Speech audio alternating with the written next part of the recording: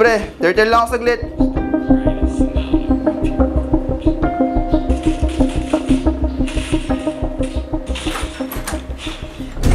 Ano ba yan, Mike? Hoy, maghapon ka na ba dyan? Ano ba yan? Hindi mo ba titigilan yan? Ang dami kong ginagawa, oh. Hindi mo ba ako tutulungan? Sandali lang, matapos na. Amin na nga yan, ang kulit mo, ah. Ano ba yan? Pustahan to eh. Masyado ko naman makulit eh. Ah, ganon? O sige, maghiwalay na tayo. Total, yan naman yung pinipili mo kaysa sa akin, di ba? Ano ba yan? Parang saglit lang makipag-iwalay ka na. Bakit? Kontento ka na ba sa ganitong buhay natin? Imbes na naghahanap ka ng trabaho at tumulong sa akin, mas inuuna mo pa yung paglalaro mo. Teka nga, pag-aawayin ba natin to? Pagod na akong magtrabaho sa'yo. Ako na lang lagi ang sumasalo ng mga bagay na ikaw dapat ang gumagawa. Bakit? Parang sinasabing wala akong silbi ah. Oo, dahil yan na lang ang inaatupag mo.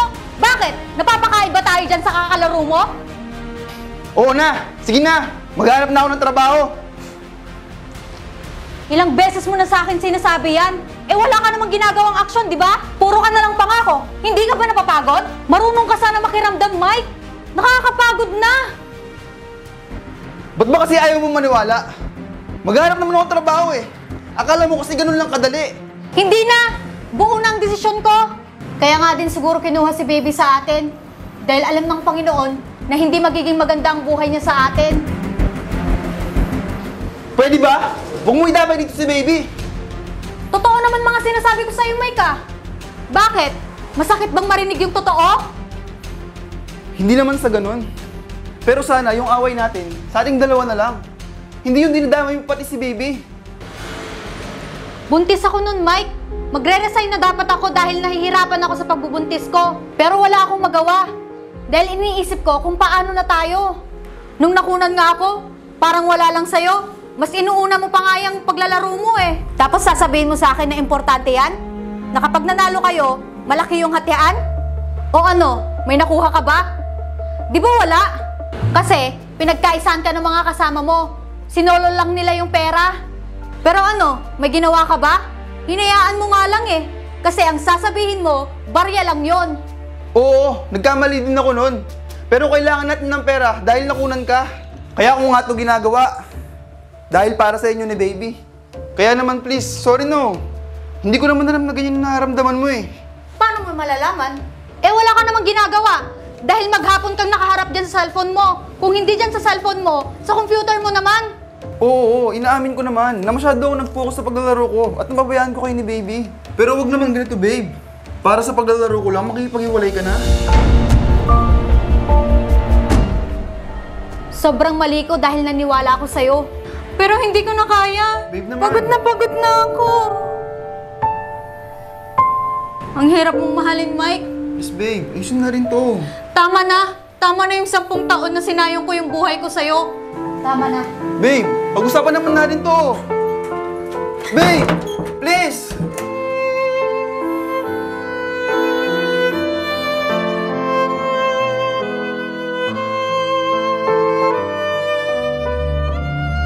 Andiyan na si tita. Oo, kanina pa naghihintay.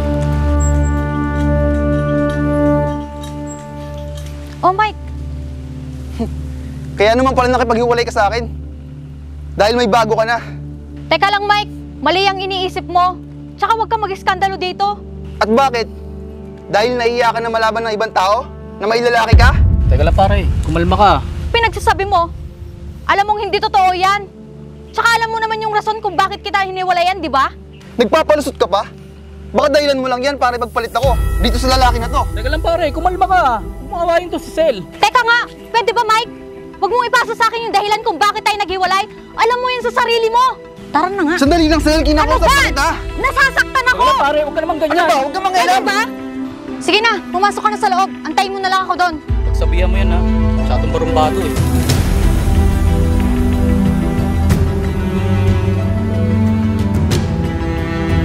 Umalis ka na. Nanggugulo ka lang dito eh. Sel, sorry na. Alam mo namang mahal pa rin kita eh. Sorry, Mike. Pero tama na. Sel, sorry na. Nagbago na talaga ako eh. Di ba nag-usap na tayo tungkol dito? Kaya pwede ba? Tigilan mo na ako. Sel, binago ko na yung sarili ko. May trabaho na ako. Eh di mabuti. Pero sana dati mo pa naisipan yan. Alam mo ba, huli na ang lahat sa atin. Bakit? Dahil ba sa kanya? Dahil ba sa lalaking kasama mo? Wala siyang kinalaman dito. Tsaka pwede ba? Pinsan ko yun. Siya yung tumulong sa akin para makaalis ako dito. Ano? Bakit aalis ka? Saan ka pupunta? Oo, nahanapan ako ng trabaho ni tita sa US. Sorry, no. Kung napag-isipan kita ng hindi maganda. Hindi ko naman alam na pinsan mo siya eh. Oo na, sige na. Naintindihan ko na ngayon. Huwag kang mag-alala. Pagbubutihan ko pa. Para gumanda na yung buhay natin. Mike, gawin mo yan para sa sarili mo. Huwag para sa akin. Oo, inayos ko naman yung sarili ko, Sel. Dahil gusto kong mag-aayos tayo. Para magsama ulit. Kaya naman sana, huwag ka nang umalis. Subukan naman natin ulit, oh. Mike, kailangan ko muna ng space. At ikaw, kailangan mong ayusin yung sarili mo. Alam ng Panginoon kung tayo talaga para sa isa't isa. Mag-iingat ka palagi.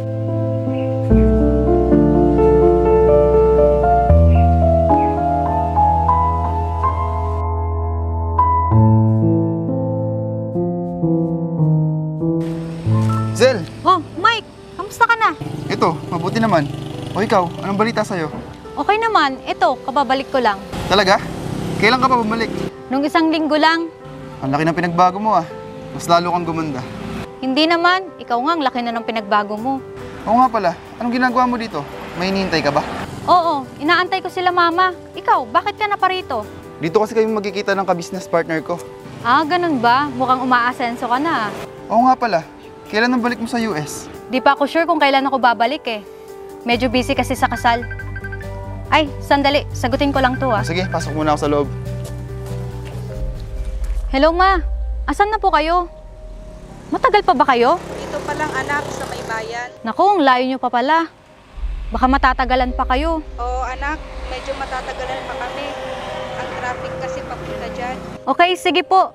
Baka nagugutom na rin si baby. Huwag kang mag-alala, kakakain lang niya. Sige po, aantayin ko na lang po kayo dito ma. Sige anak, kapag nagutom ka, mauna ka na lang muna kumain. Kasi baka mamaya pa kami dahil sa sobrang traffic. Okay po, sige po ma. Ingat na lang po kayo. Bye. Si tita ba yun? Oo, malilate daw sila ng dating. Sobrang traffic daw eh. Ako, hindi na talaga nagbago yung traffic dyan sa atin. Teka lang, gusto mo bang kumain? Tara kain tayo habang hinihintay ko yung mga kasama ko.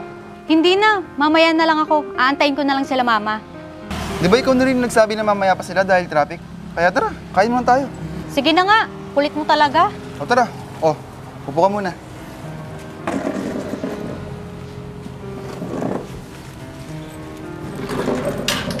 Ikakasal ka na pala? Naku, hindi ako yun. Si kuya yun. Bakit mo naman naisip na ikakasal ako? Bakit? Mukha na ba akong mag-aasawa? Hindi naman. Yung sinabi mo kasi kanina nakasal. Akala ko kasi magiging abala ka na sa kasal mo. Tsaka yung tungkol sa baby, narinig ko. Ah, yun ba? Tama naman yung narinig mo na magiging abala ako sa kasal, pero sa kuya ko yun. Tsaka yung baby, pamangkin ko yun. Bakit mo naman natanong? Wala naman. Mabuti kung ganun. Hindi nga. Bakit nga? So, ibig sabihin pala, may pag-asa ulit ako. Seryoso ako, Sel. Mukhang tadhana na yung naglapit sa atin dalawa. Wala naman siguro masama kung susubukan natin ulit, di ba? Kahit na matagal na panahon na yung lumipas, mahal pa din kita. Hindi ko alam kung anong isasagot ko sa'yo ngayon, Mike.